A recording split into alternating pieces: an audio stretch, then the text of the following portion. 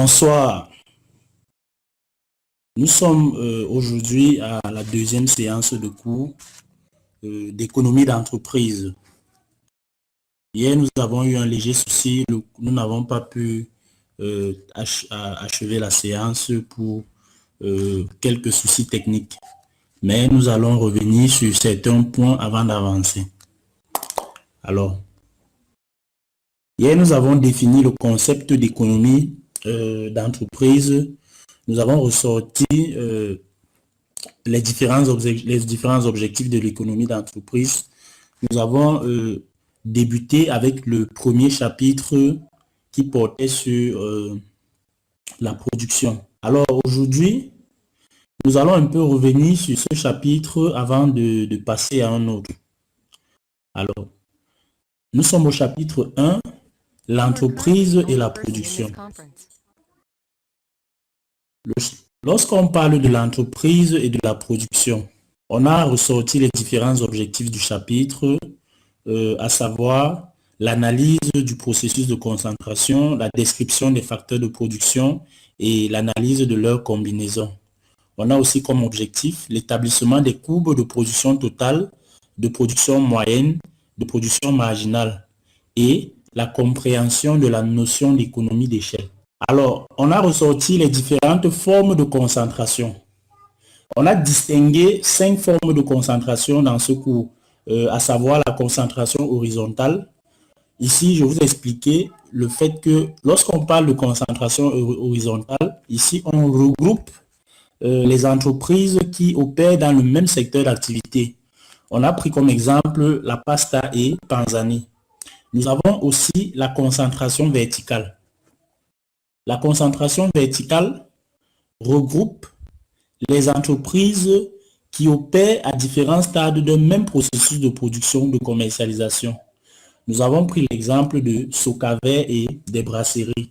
Alors, Socaver fabrique les bouteilles et les brasseries se servent des bouteilles qui ont été fabriquées par Socaver pour produire, ça peut être des jus, ça peut être de la bière. Vous voyez donc que chaque entreprise intervient à un stade précis de production. Ça, c'est la concentration verticale. Nous avons aussi la concentration conglomérale. La concentration conglomérale regroupe les entreprises exerçant les activités qui n'ont pas de lien entre elles. Ici, le but recherché, c'est quoi? C'est la diversification des risques et la rentabilité financière élevée. Alors, là, vous allez vous rendre compte que dans une concentration conglomérale, on a plusieurs entreprises qui ne sont forcément pas dans le même secteur d'activité, mais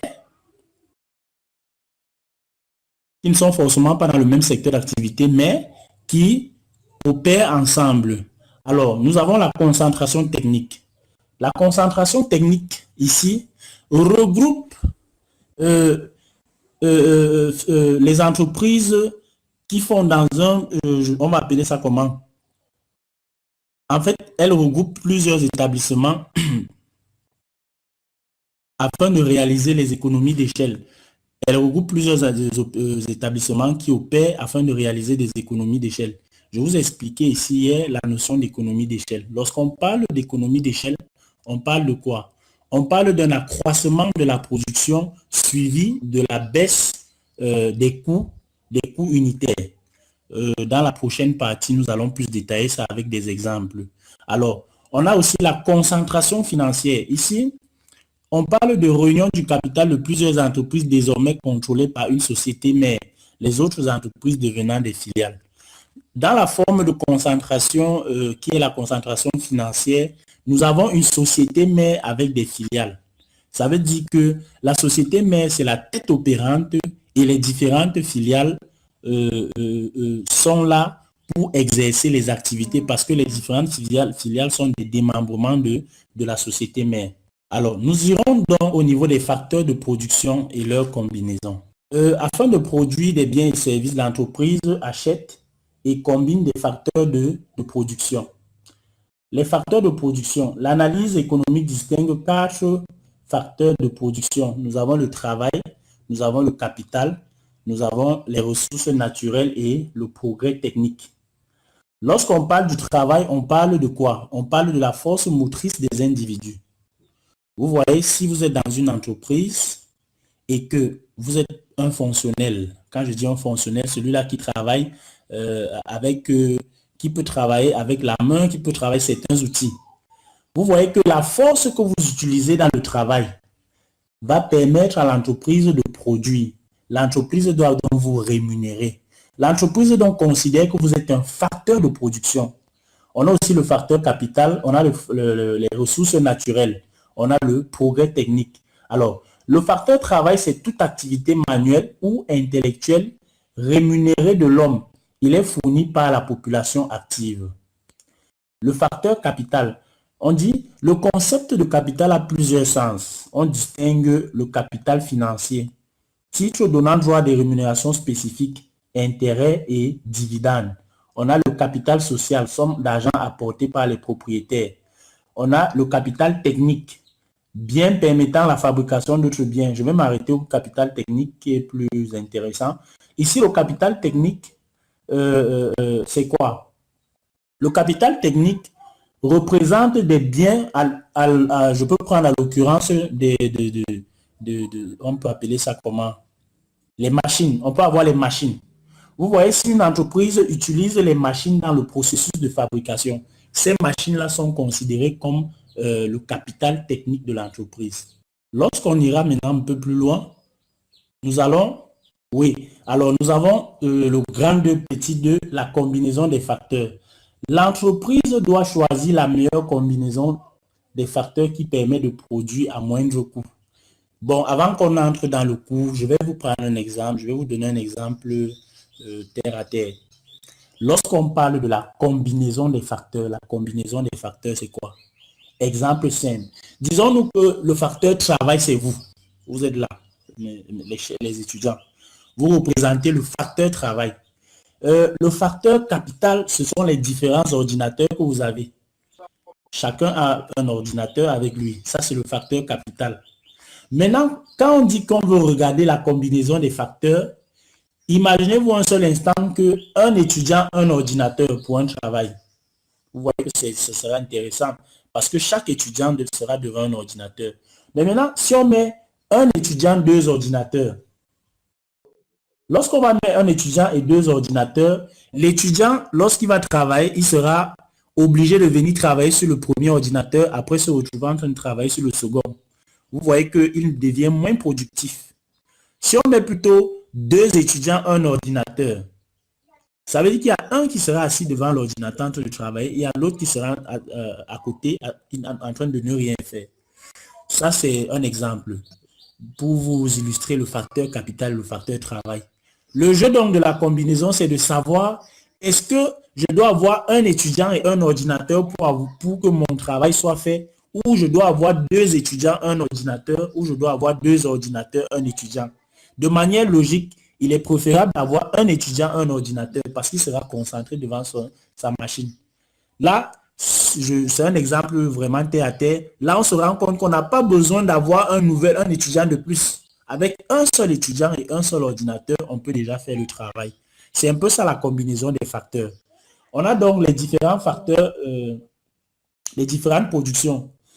Au niveau des différentes productions, on distingue la production totale, la production moyenne et la production marginale. C'est quoi la production totale? C'est quoi la production moyenne? C'est quoi la production marginale? Alors, la production totale, c'est celle-là que l'entreprise va effectivement produire. C'est-à-dire, c'est la quantité totale de produits. Si nous prenons le cas d'une entreprise au hasard, disons les brasseries du Cameroun, la SABC, Société Anonyme des Brasseries du Cameroun, leur production totale, si les SABC veulent estimer leur production totale, on va faire la somme des productions de jus, la somme des productions de bière, de boissons gazeuses et autres. Alors, on va compter et on va trouver donc le nombre total de bouteilles. C'est un peu ça dans la production totale. De manière homogène, si on prend seulement la production de boissons gazeuses. Alors, la production totale sera la somme des boissons gazeuses. Pour trouver donc la production moyenne, c'est quoi? C'est le rapport entre le produit total et la quantité de facteurs utilisés. Ici, sur le plan de l'économie, la quantité de facteurs utilisés, vous allez vous rendre compte qu'on a subdivisé, on va plus travailler avec deux facteurs, le facteur capital et le facteur travail. On va se limiter à travailler avec ces deux facteurs-là dans le sens de la production. Alors, vous voyez donc que la production moyenne, c'est quoi? C'est le rapport entre le produit total et la quantité de facteurs utilisés. Alors, ensuite, nous avons la production marginale. C'est quoi la production marginale? C'est le supplément de production obtenu grâce à l'utilisation d'une unité supplémentaire de facteurs. En fait, c'est la charge liée à une production supplémentaire de biens. Quand on parle de production supplémentaire de biens, ou de manière triviale, lorsque je produis, par exemple, 5 articles, lorsque je passe de la production de 5 articles à 6 articles, la charge que le 6e article va apporter, la charge supplémentaire apportée par la fabrication du 6e article, c'est ça la production marginale. Alors, ça veut dire que pour déterminer la production marginale, on est dans une optique de quoi? On est dans une optique de variation. On va trouver la variation. Parce que pour trouver la variation, il faut quoi? Il faut que j'ai un état initial et après j'ai un état final. Pour passer dans de l'état initial à l'état final, qu'est-ce qu'il y a eu? Est-ce qu'il y a eu une augmentation? Est-ce qu'il y a eu une diminution? C'est un peu ça la variation, c'est le jeu avec la production marginale. Pour les cas discrets, ici, pour le cas discret, la production marginale, c'est quoi? C'est la variation de la production totale sur la variation des quantités. Et pour les cas continus, la production marginale, c'est la dérivée de la production totale sur la dérivée des quantités. Ça, c'est pour le cas continu. Alors, l'exemple, comme on peut avoir comme exemple la production de cacao, on a un exemple là. Regardez bien le petit tableau. Alors, vous avez le petit tableau là. On va un peu lire l'exemple. La production de cacao sur 8 lopins de terre de 10 hectares chacun a donné les résultats suivants.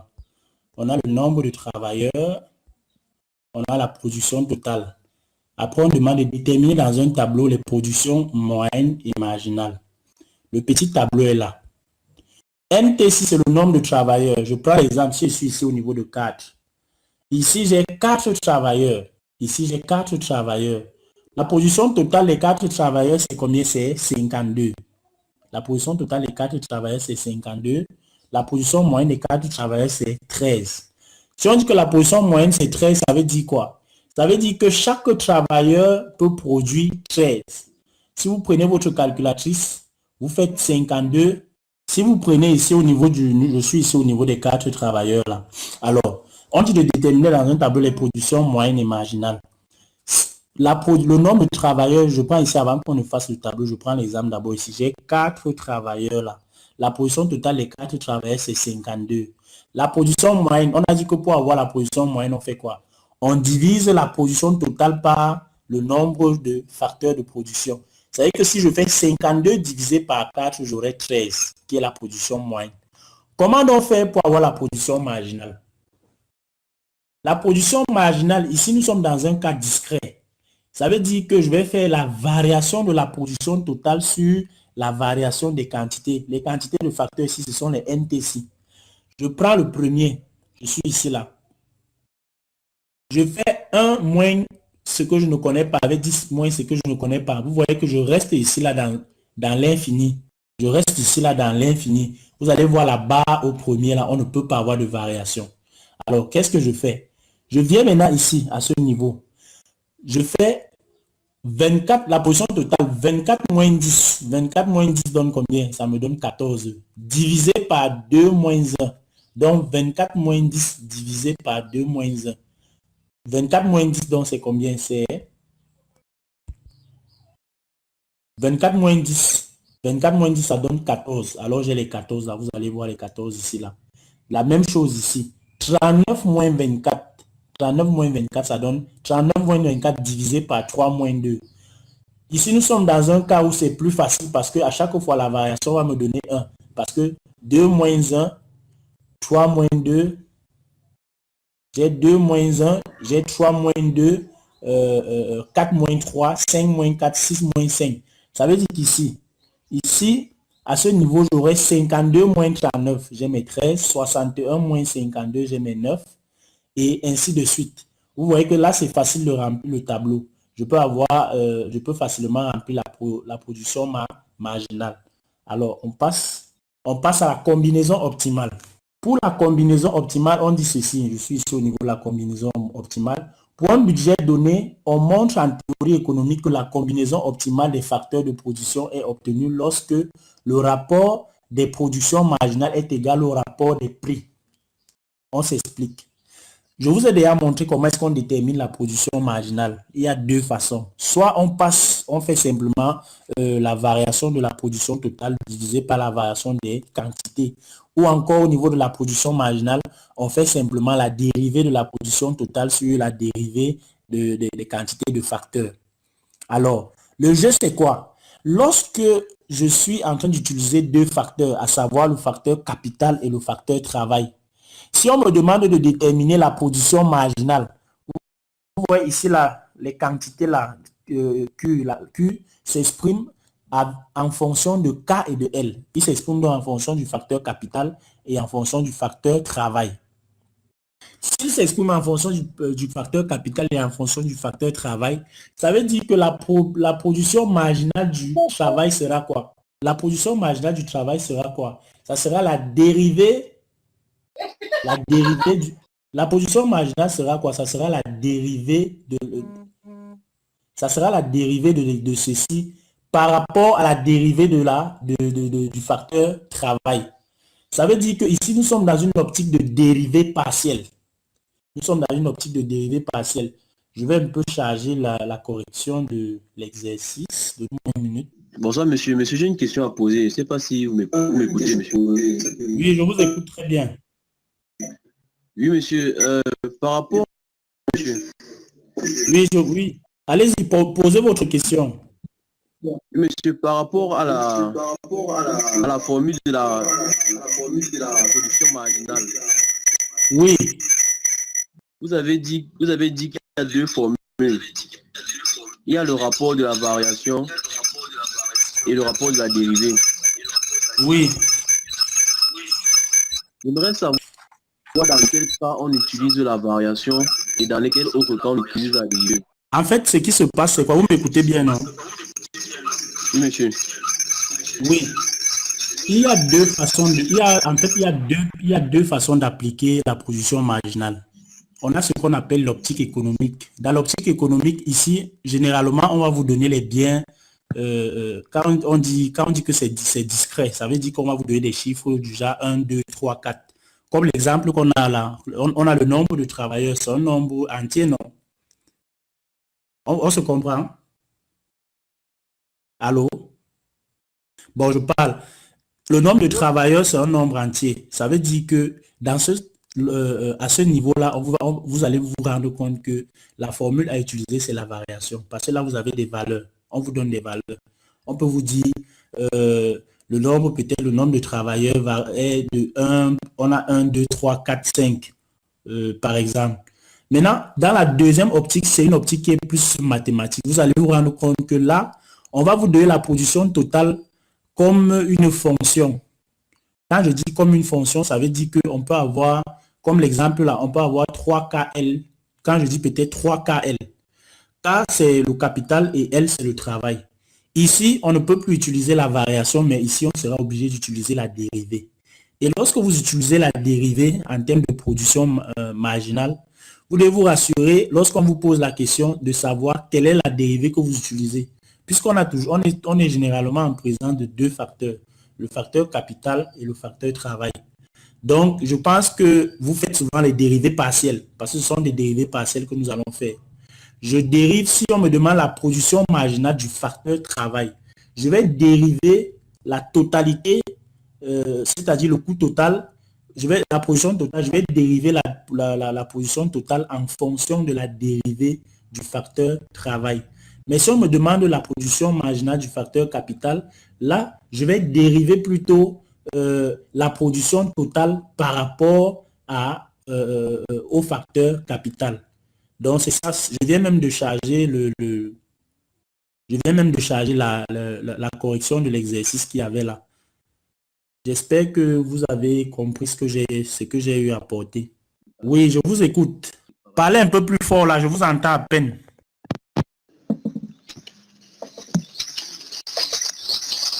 Oui, allez-y.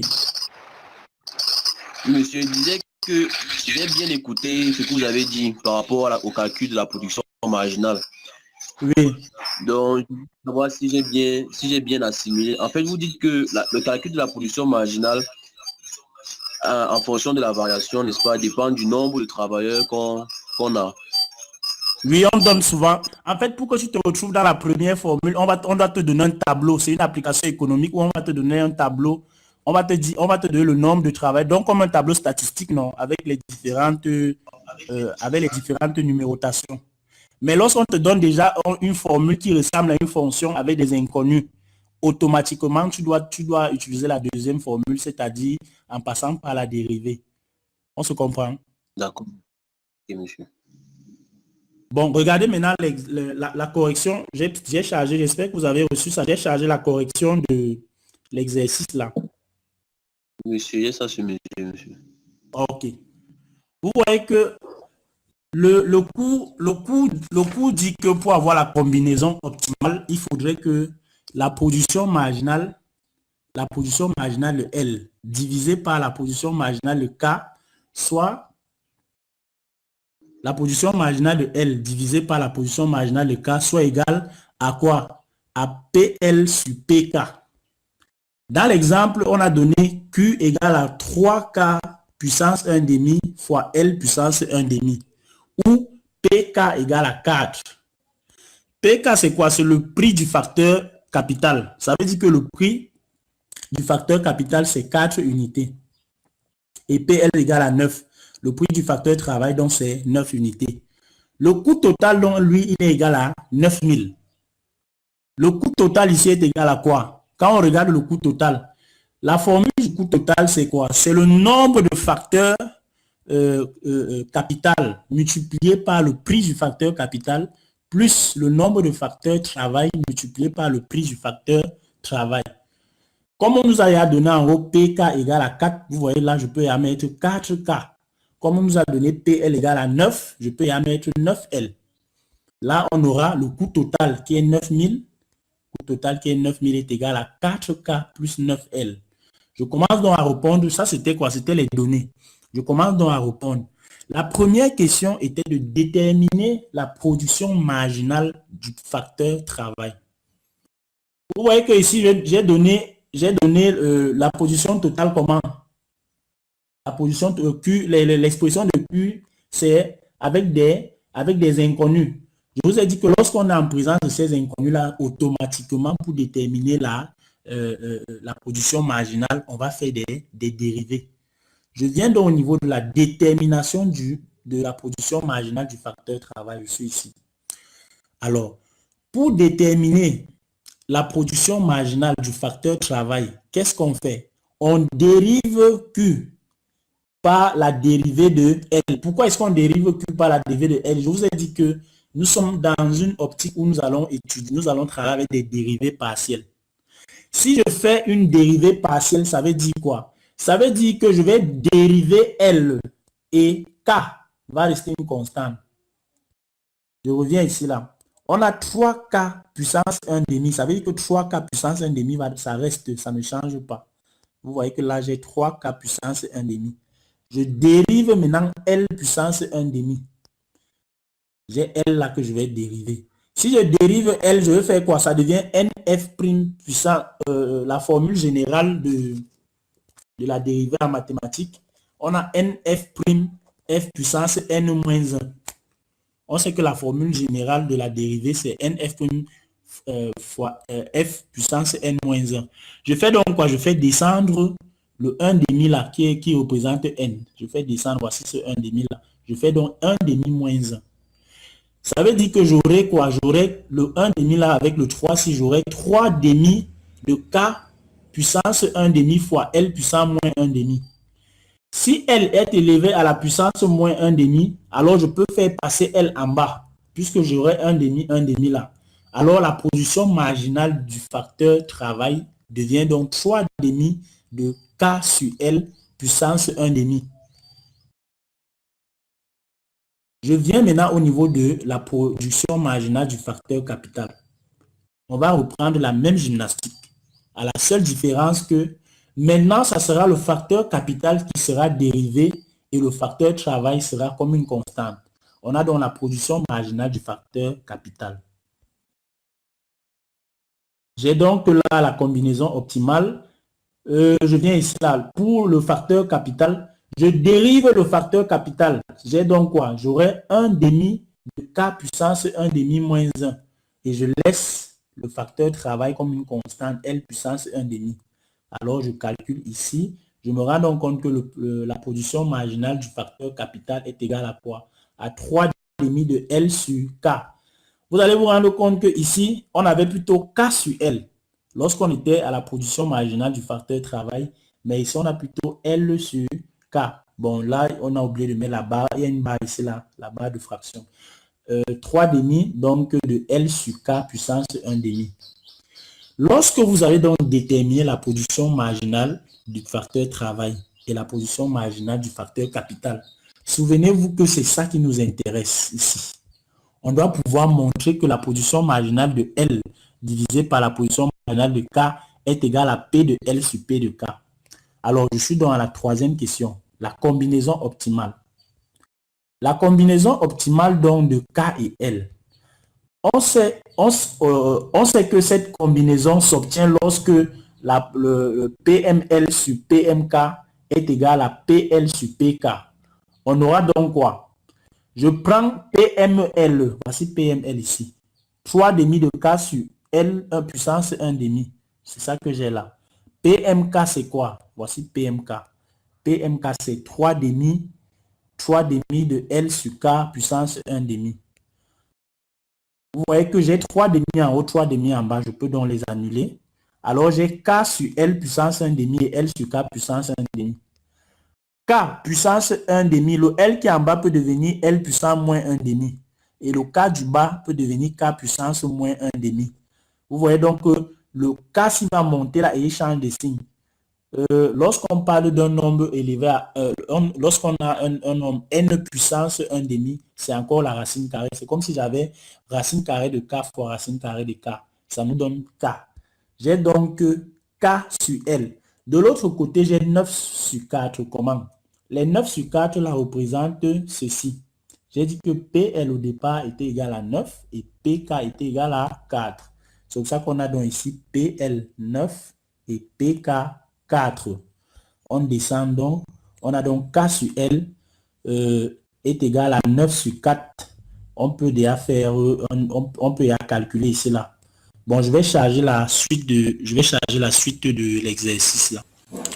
Voilà, l'image est en train de charger parce que là on est à la suite. Ok, nous avons la suite. Bon, là nous avons 4K plus 9L égale à 9000. Les 4K plus 9L égale à 9000, c'est quoi? Au départ, lorsqu'on a mis les données, je vous ai donné les éléments qui faisaient l'exercice. On a dit PK était égal à 4, on a dit PL égal à 9, le CT était égal à 9000, avec KPK plus LPL était égal donc à CT. C'est ça qui a donc donné 4K plus 9L égale donc à 9000. Vous voyez qu'on peut donc remplacer simplement et faire le calcul. On se rend donc compte que L égale à 500 et K égale à 1125 en faisant des calculs simples. Ça veut dire que la combinaison optimale s'obtient en utilisant 500 unités de facteur travail et 1125 unités de facteur capital. Donc, la combinaison optimale va donc être obtenue lorsqu'on aura utilisé 500 unités du facteur travail et 1125 unités de facteur capital. Le temps qu'on passe à la deuxième rubrique, j'attends les différentes questions. S'il vous plaît, monsieur, j'ai une question. Oui, oui. Monsieur, bon, je suis étudiant. Je vous écoute. C'est un peu instable, je n'arrive pas à vous avoir. Bon, c'est en train de charger. On va passer. Bon, nous allons un peu avancer le temps que euh, l'autre, l'étudiant qui avait une question là, lorsqu'il va revenir à nous pour poser sa question. Bon, nous avons fini de déterminer la combinaison optimale. Vous avez vu, ça c'est l'exemple d'application que nous venons de corriger. On va donc passer au coût de production. Les coûts de production. Les coûts de production, ce sont les charges supportées par l'entreprise pour réaliser sa production. On distingue le coût total, le coût moyen et le coût marginal. Ici, nous sommes en train de parler des coûts. Quand je dis le coût de production, c'est quoi un coût? Un coût, c'est un ensemble de charges. Ça veut dire que si vous regroupez un certain nombre de charges, et ce sont ces charges-là qui vont vous donner ce qu'on appelle un coût. Excusez-moi, monsieur. Oui, oui, je vous écoute. Monsieur Ndjomo a une question. Allô? Oui, monsieur Ndjomo a une question. Monsieur, je suis en train de suivre le cours, mais depuis, je ne vous suis pas très parfaitement du problème de la connexion. Mais vous avez quand même vu l'exercice que nous avons corrigé. L'exercice que vous avez, quel est format PDF? Parce que pour que ça soit plus explicite à la maison. Vous dites? Je voudrais savoir si on pouvait avoir le PDF, monsieur, pour que nous puissions. Vous n'avez pas encore reçu le document, le support. On ne vous avait pas remis le support de cours. Oui, monsieur, je n'ai pas encore reçu le support. Ok, je vais donc revenir à l'administration pour qu'on mette le support en ligne. Là, vous allez le télécharger. D'accord. Ok. L'étudiant, Oui, je vous écoute. oui, monsieur. Bon, monsieur, je vous ai fait des SMS, mais apparemment, on n'est pas. Je suis étudiant SIDEN et étant donné que mon micro dérange, il y a le micro de mon camarade Gansu pour poser la question, monsieur. Monsieur, en fait, vous avez défini la production marginale comme étant une production supplémentaire apportée par un surplus de charges dans une entreprise. C'est bien ça, monsieur? Apporté par une unité de biens supplémentaire. Quand on produit une unité de biens supplémentaire, c'est ça, c'est le calcul donc du coût engendré par la production de cette unité supplémentaire qu'on appelle la production marginale. Oui, allô? Monsieur. Oui, monsieur. Monsieur, ce que je voulais donc savoir, c'est dans l'exemple que vous avez pris, monsieur, il y a la fonction que vous avez donnée au départ. Je ne sais pas si c'est nous qui devons écrire cette fonction-là. Puisque non, ce n'est pas. Regardez, vous avez vu l'exemple. Regardez, la fonction de départ Q égale à 3K puissance 1 demi fois L puissance 1 demi là. On vous donne ça déjà. Vous avez vu les données, non? On vous donne tous les éléments. On ne va pas vous cacher ces éléments-là. On se comprend. Monsieur. Tout ce qu'on veut seulement, c'est que vous réussissez à calculer, à faire ces dérivés-là. Donc, on vous donne la fonction de production totale. C'est à vous maintenant de déterminer la production marginale de chaque facteur. Ah, d'accord, monsieur. Parce qu'il était dans l'optique que, bon, ok, d'accord. Si demain j'arrive dans une entreprise et on me demande de calculer, par exemple, la production marginale, par où est-ce que je veux commencer? Est-ce que la fonction est déjà prédéfinie? Est-ce que c'est un comptable qui donne la fonction là ou bien... En fait, le jeu, c'est quoi? Vous voyez, en économie, vous avez entendu parler de l'économétrie? Non, mais... Voilà. L'économétrie, c'est le spécialiste en économétrie, c'est un peu celui-là qui fait quoi? Il fait des modélisations mathématiques. Ça veut dire que le gars arrive dans une entreprise, il voit comment est-ce que vous fonctionnez. Le gars transforme donc le vécu de l'entreprise en, ça peut être une fonction linéaire, ça peut être une fonction, en fait, ça peut être n'importe quel type de fonction. Donc, il va faire quoi? Il va donner une représentation mathématique. Mais à votre niveau, on ne peut pas vous demander de faire ça, ce n'est pas votre travail. À votre niveau, vous êtes là pour faire quoi? Lorsque lui, ce spécialiste-là a fini donc de peut-être sortir cette, je prends notre exemple de l'application là, il a fini de sortir 3K puissance 1 demi fois L puissance 1 demi, il vous remet. Maintenant, vous pouvez déjà faire les différents calculs. On ne vous demande pas de devenir des maîtres de modélisation mathématique, non. Ce que nous voulons, c'est quoi? Vous allez vous rendre compte que dans ce cours-ci, on veut que vous ayez juste les notions de base en économie, les notions de base sur la production marginale, la production moyenne et autres. C'est un peu ça l'objectif. Donc, on va toujours vous donner les éléments et vous allez calculer. On va pas cacher ces éléments-là. Ok, d'accord, monsieur. Ok, bon, nous allons donc passer, sauf si vous avez une autre préoccupation, et je suis à vous. Vous avez suivi? Non, pour le moment, c'est bon, monsieur. Ok. Oui, monsieur. Bon, Pour nous le allons moment, donc ça va. passer. Nous avons fini de déterminer, avec notre exemple d'explication, nous avons fini de déterminer la combinaison optimale des facteurs de production. On a nos deux facteurs de production, le capital et le travail. On a fini après avoir calculé. Pardon, on s'est rendu compte que la combinaison optimale, c'était d'avoir 500 facteurs capital et 1125 unités pour le facteur travail. Alors, nous sommes maintenant dans la rubrique des coûts de production. J'ai dit qu'un coût, c'est quoi? C'est un ensemble de charges. Ce sont les charges supportées par l'entreprise pour réaliser sa production. On distingue le coût total, le coût moyen et le coût marginal. Gardez en esprit que lorsque vous êtes dans une étude, dans une étude en économie, l'économie, c'est ce que nous vivons tous les jours.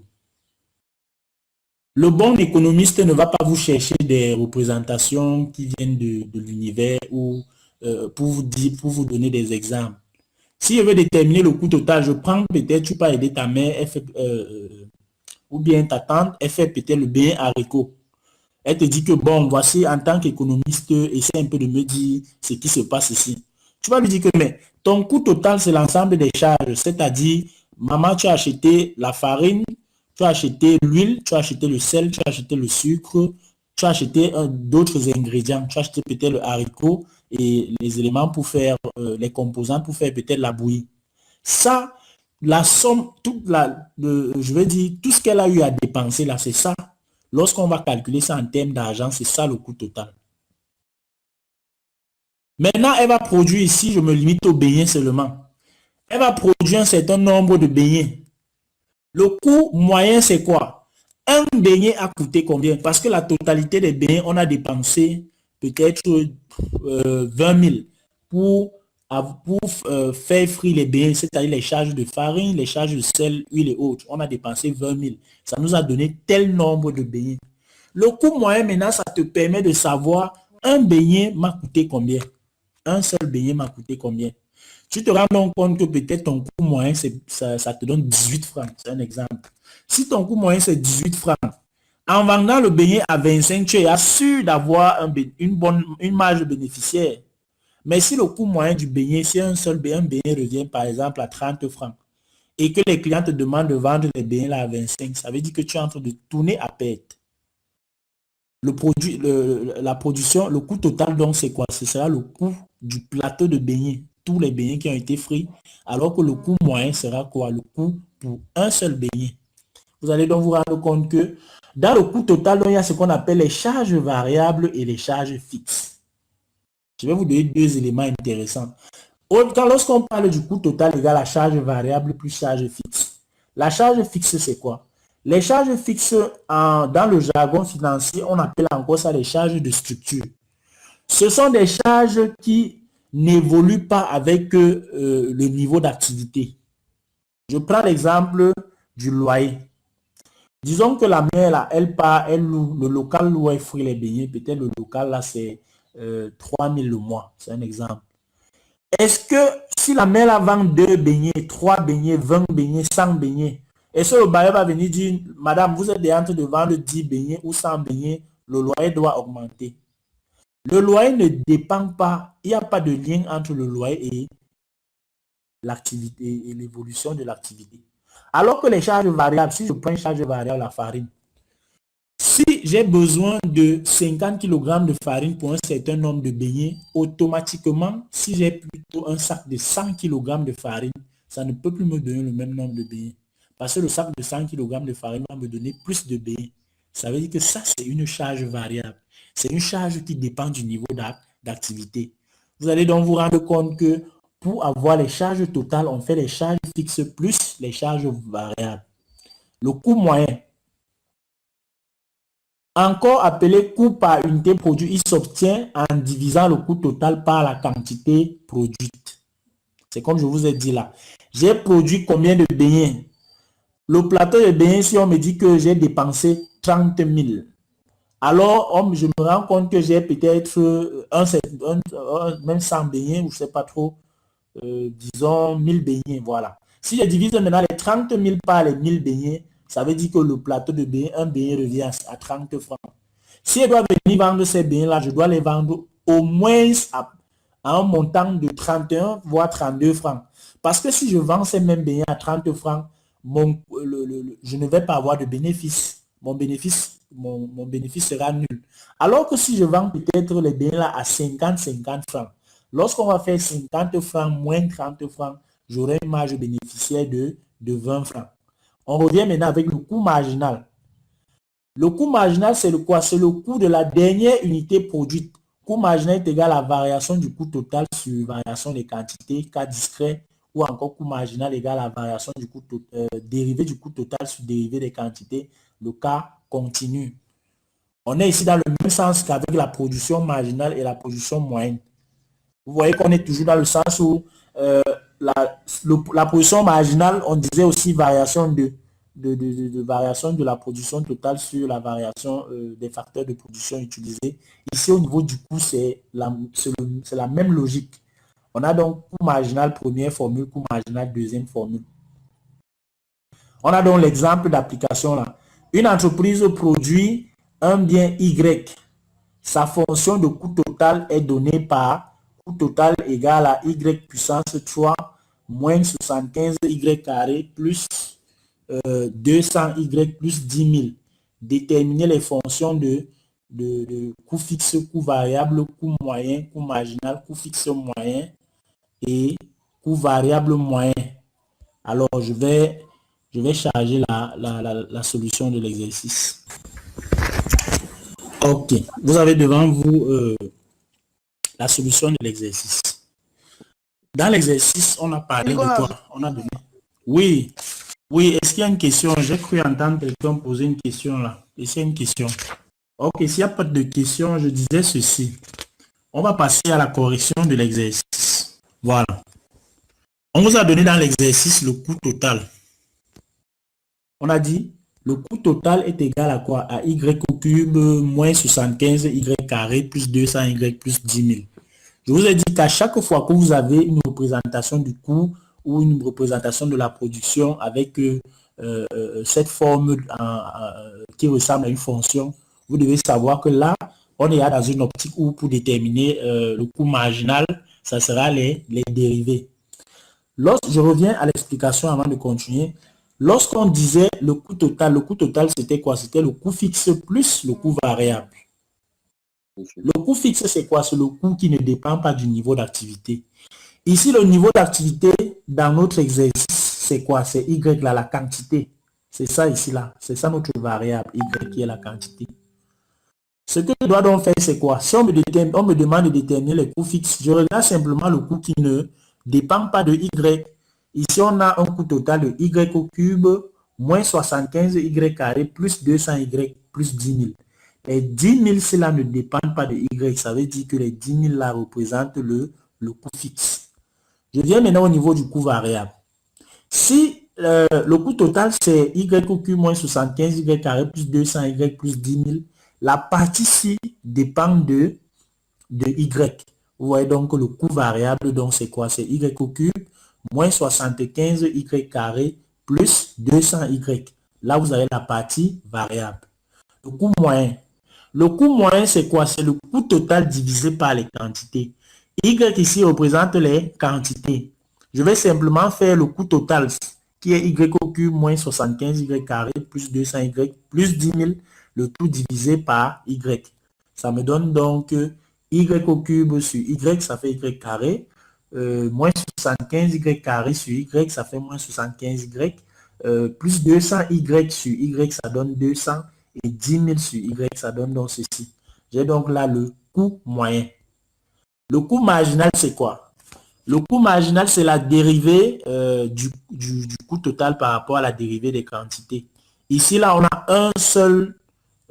une seule variable. Ce n'est pas comme quand on était au niveau de la production, on avait le capital de travail. Ici, on a une seule variable qui est Y. Alors, je dérive Y. Comme le coût total, c'est Y au cube, la dérivée, donc ça donne quoi? 3Y carré. Moins, j'ai 75Y, les deux là descendent, ça devient quoi? Moins 150Y, et les 200Y là. Le 10 000 disparaît. J'ai donc le coût marginal, 3Y carré moins 150Y plus 200. Je sais que vous êtes très bon en mathématiques, donc je n'ai pas besoin de donner les détails à ce niveau-là. Le coût fixe moyen, donc c'est quoi? C'est le coût fixe divisé par les quantités. Je viens ici au niveau du coût variable moyen. Le coût variable moyen, c'est de prendre le coût variable et le diviser par Y. On aura donc un coût variable moyen de combien? Y au cube sur Y, ça fait Y carré. 75Y carré sur Y, ça fait 75Y. Et 200Y sur Y. On aura donc un coût variable moyen de Y au carré moins 75Y plus 200. Vous voyez que là, on a fini avec cet exercice-là. Je vais vous donner 5 minutes. Vous me revenez et vous posez encore des questions parce qu'on a fini avec la partie productivité. On a un autre chapitre. Donc, vous posez des questions. On va juste introduire l'autre chapitre avant la fin de la séance. C'est demain qu'on va bien l'aborder. Donc, je vous laisse 5 minutes pour regarder un peu ce que nous avons fait ici au niveau de l'examen d'application. Monsieur, le CFM là, c'est quoi? Le CFM, c'est le coût fixe moyen. Le coût fixe moyen. Tu divises le coût fixe par les quantités. Le coût moyen divisé par la quantité d'éléments produits. Le coût moyen, oui. Bon, monsieur, sur l'exercice, on doit normalement faire C qui est divisé par Y non monsieur. Oui, c'est ça. Bon, je sais pas, il y a une ambiguïté au niveau de vos écrits. Je vois C majuscule, M majuscule, qui est coût moyen, et C majuscule, M minuscule. Le C majuscule, M majuscule, c'est le coût moyen. Le C majuscule, M minuscule, c'est le coût marginal. Bon, nous allons faire juste une brève introduction de l'autre cours parce que celui-là, ma batterie est presque à plat parce que je travaille le téléphone. Bon, on va faire une brève introduction de la prochaine partie. Donc, je vais charger le chapitre suivant. Le chapitre 2, c'est la consommation et la mesure de l'élasticité. On parle donc de la consommation et de la mesure de l'élasticité. La consommation correspond à la destruction par l'usage d'un bien ou d'un service. Elle a pour objet de satisfaire les besoins des agents économiques. Bon, on a donc plusieurs thèmes ici là. On a les biens, on a les services, on a les besoins. Parce qu'il faut un peu qu'on soit d'accord sur un certain nombre de choses. La définition des termes dépend bien du contexte et sachez que l'économie ne va pas dériver à ce principe-là. Ça veut dire quoi? Ça veut dire que pour définir ces mots, nous allons les définir dans le sens de l'économie. Je prends l'exemple du besoin. En économie, on sait que le besoin, c'est quoi? Le besoin, c'est un sentiment de privation que l'on cherche à faire disparaître. Tu as un sentiment de privation que tu cherches à faire disparaître. C'est ça le besoin. Le bien maintenant, c'est quoi? Le bien, c'est un élément matériel qui permet de satisfaire un besoin. Le bien, c'est un élément matériel. Quand on dit que c'est un élément matériel, c'est quelque chose de palpable, quelque chose de tangible, quelque chose de visible. C'est ça le bien. Je peux toucher le bien, je peux voir le bien. Exemple, lorsque tu achètes ton laptop, tu le vois, tu le touches. Le service. Le service, c'est quoi? Le service, c'est un élément immatériel parce que le service est différent du bien. Le service, c'est un élément immatériel. qui concourt à la satisfaction d'un besoin. Le service, donc, c'est un élément immatériel qui concourt à la satisfaction d'un besoin. Alors, je viens donc ici, là, on parle donc des déterminants de la consommation. On ne peut pas parler de la consommation en économie sans parler d'un agent économique qui est lié à cette consommation, c'est-à-dire les ménages. Les ménages ont pour principale activité, au sens de l'économie, la consommation des biens et services. Je crois que hier, quand je faisais mon propos liminaire, lorsque je faisais mon propos liminaire, je vous ai expliqué cette affaire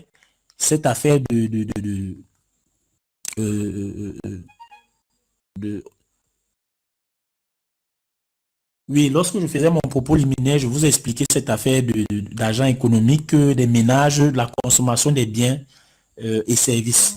Alors, lorsqu'on parle maintenant des déterminants de la consommation, les variables essentielles exerçant une influence sur la consommation sont d'ordre économique et non économique. Les déterminants économiques sont les prix et les revenus. Vous allez remarquer, j'aime bien toujours les exemples simples là, c'est qu'on voit tous les jours. Je vais donc prendre un petit exemple. Quand on dit que les déterminants économiques de la consommation sont les prix et les revenus, les deux éléments là sont liés, le prix et le revenu. Un étudiant veut peut-être aller jouer au football. Alors, il a besoin de s'acheter des godasses. Premier élément, c'est le prix. On dit que la godasse sur le marché a une valeur de, disons, 25 000. Maintenant, l'étudiant, lui, il a combien? Il a peut-être 20 000 sur lui. Vous voyez qu'il a bien un besoin à satisfaire. Il y a ce besoin-là, ce sentiment de manque. Il lui manque une paire de godasses. Il y a même le bien. La godasse existe. Et cette godasse a un prix, c'est-à-dire 25 000. Maintenant, le souci, ça sera quoi? Ça sera le revenu. Il n'a que 20 000.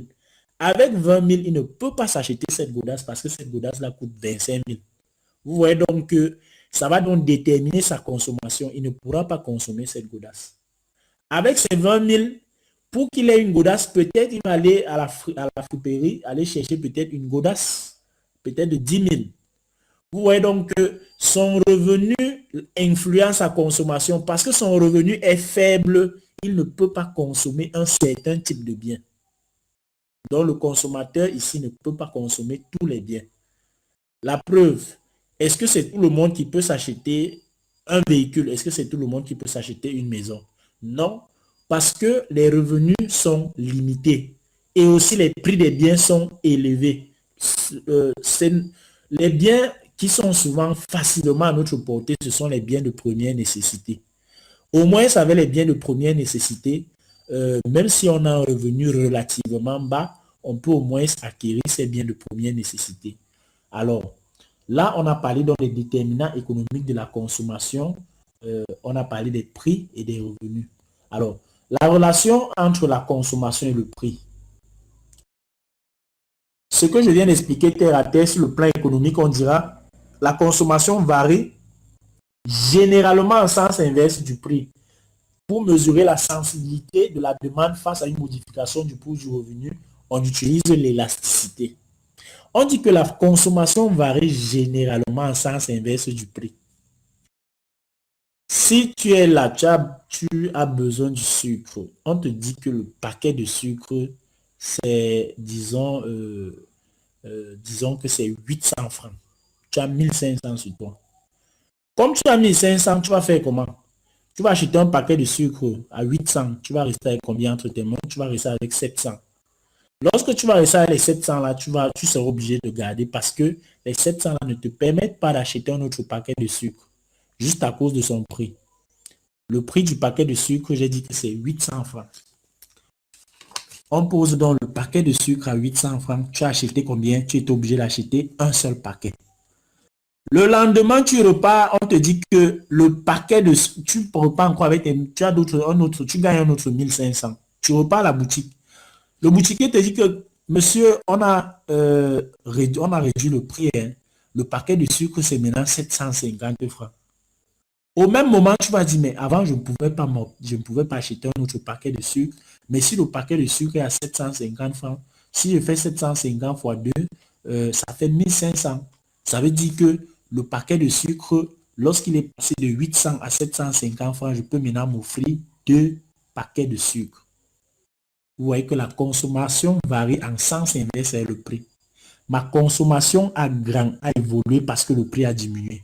Le prix est passé de 800 à 750 francs, baisse du prix.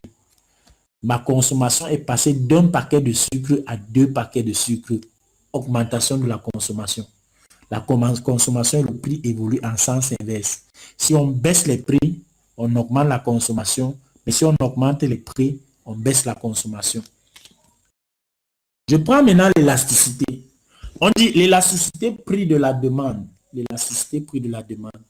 C'est le rapport entre la variation relative de la demande à la variation relative des prix. On a donc la petite formule variation de Q sur Q divisé par variation de P sur P. Alors, avant qu'on entre dans les détails avec les calculs ici, je voudrais attirer votre attention. Il y a un fait qui est remarquable. Lorsqu'on dit qu'on mesure l'élasticité prix de la demande, c'est même quoi réellement? En fait, l'élasticité ici, là, c'est quoi? L'élasticité prix de la demande mesure la sensibilité, suivez bien, il mesure la sensibilité de la variation de la demande induite par la variation du prix. Parce que le prix a varié, alors la demande aussi va varier. L'élasticité donc te permet de mesurer la sensibilité de cette variation. Dans quelle proportion la variation du prix a permis qu'il y ait la variation du revenu? Dans quelle proportion? Vous voyez notre exemple là. Vous voyez même notre exemple ici. On dit déterminer l'élasticité prix lorsque le prix passe de 130 à 150. Si on dira que le prix passe de 130 à 150, on a une augmentation de prix. Tandis que la demande passe de 210 à 150. Vous avez vu que l'augmentation du prix a traduit automatiquement la diminution de la demande. Alors, on va donc calculer la variation. Quand on dit la variation, c'est quoi? Quand on dit variation des quantités, vous gardez que c'est quantité 1 moins quantité 0. Ça veut dire que la quantité je vais appeler ça comment? C'est un peu comme si tu as 2 années. Nous sommes en 2020, tu as 2019 et 2020. Pour déterminer la variation, tu vas me donner quoi? Les éléments de 2020 moins les éléments de 2019. C'est pour ça que je dis Q1 moins Q0, variation de Q, et variation de P, c'est P1 moins P0. On a donc la variation de P et la variation de Q ici. On a dans le calcul, l'élasticité nous donne donc moins 0,93. L'élasticité qui donne moins 0,93 là, je vais dire quoi? En bon économiste maintenant, comment est-ce que nous devons donc interpréter cette variation-là? Comment est-ce que nous devons l'interpréter? Alors, lorsque je trouve moins 0,93 là, ça signifie quoi? Ça signifie que une augmentation du prix de 1%, une diminution, pardon. Nous avons la diminution, l'augmentation du prix. Le prix passe de 130 à 150, c'est une augmentation, voilà. Nous avons une augmentation du prix de 1% réduit la demande de 0,93%. C'est ça, c'est l'interprétation de ce moins 0,93. Une augmentation de prix de 1% réduit la demande de 0,93%. C'est ce que ça veut dire, le moins 0,93 là. Bon, avant que je ne passe au 1, 2, je veux que vous posez au moins une ou deux questions à ce niveau-là, au niveau de l'élasticité. Parce que bientôt, la séance va s'achever, ma batterie va bientôt finir là. Oui, j'attends une ou deux questions sur l'élasticité et la consommation.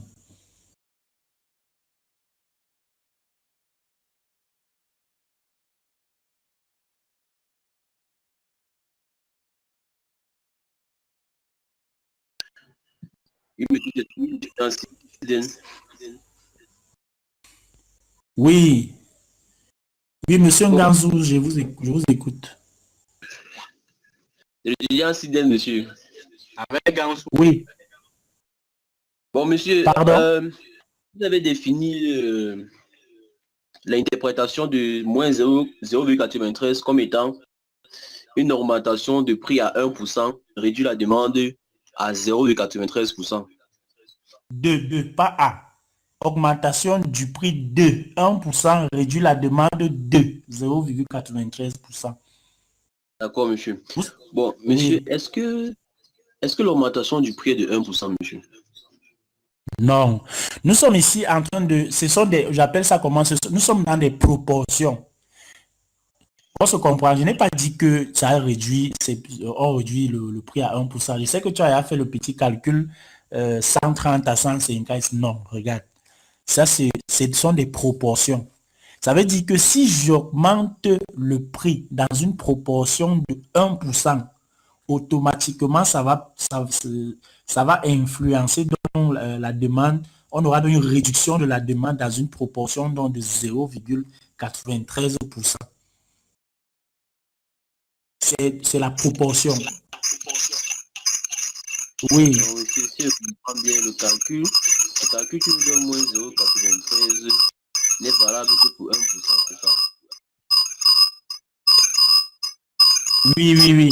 En fait, nous sommes dans... C'est pour ça que je dis que ce sont des proportions, non? Je vous ai expliqué au départ que l'élasticité mesure quoi? La sensibilité. Quand on dit que ça mesure la sensibilité, je reviens dans l'interprétation, M. Ngansou, une augmentation du prix. Donc, ça veut dire que si j'augmente sensiblement le prix de 1%, ça va générer une diminution de la demande de 93%. Ça veut dire que si tu prends ta calculatrice, si tu augmentes seulement 1% du prix, automatiquement, tu vas baisser la demande de 93%. C'est un peu ça l'élasticité.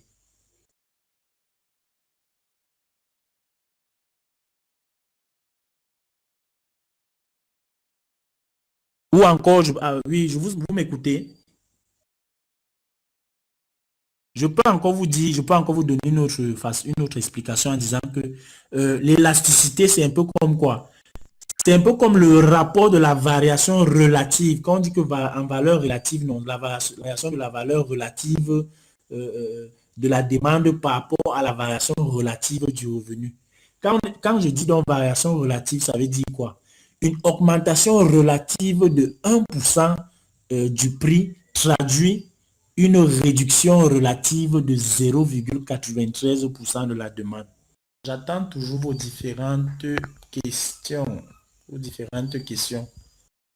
Je pense que le cours a été assez explicite, mais si on avait le PDF, on pourrait plus avoir des questions en lisant le PDF. C'est un peu ça. Oui, dès ce soir, je vais contacter M. Ndjamen pour qu'il mette ça sur la plateforme. Dès ce soir, vous D'accord, aurez le monsieur. cours là, vous aurez le cours à votre disposition, M. Ndjamen. Parce que je ne D'accord, savais merci vraiment pas, beaucoup. je ne savais pas que vous n'étiez pas encore entré en possession du cours, du fichier numérique. Bon, d'accord, monsieur. Bon, si nous n'avons plus de préoccupations, on va lever la séance d'aujourd'hui. Et on va se dire à demain à 17 heures. À demain, monsieur. Ok. Bonne soirée à tous. Merci, meilleur, monsieur.